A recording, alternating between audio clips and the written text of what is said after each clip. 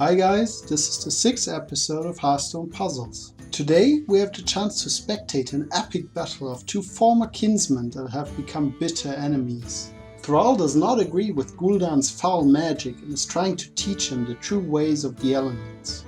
In their hard-fought battle, they have both dropped to meager 5 health.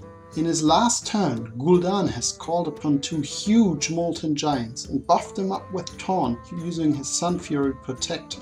Thrall is almost at the point of having to succumb to the onslaught of Gul'dan's servants. On his side of the board he has a simple Searing Totem, a mana-tide totem that draws him a card at the end of each of his turns, and a Flame Tongue totem that gives adjacent minions 2 attack. He places his last hope on his totems to call the mighty ancient spirits for help, but they do not seem to be answering his plea.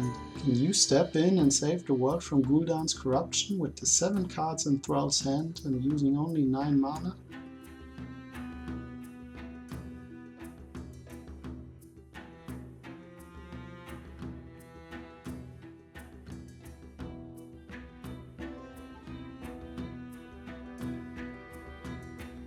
Welcome back. We hope you were able to restore the balance. Here's how we did it.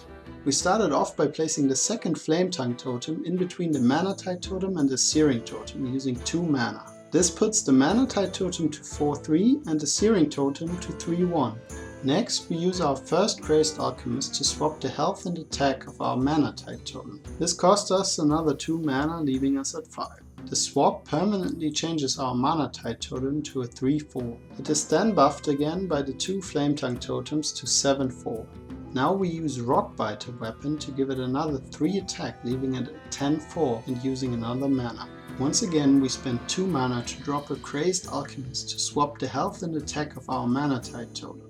This time the swap permanently changes it to be a 4-10. From the 2 Flame Tongue totem it again gains 4 additional attack, now sitting at 8-10 at the end.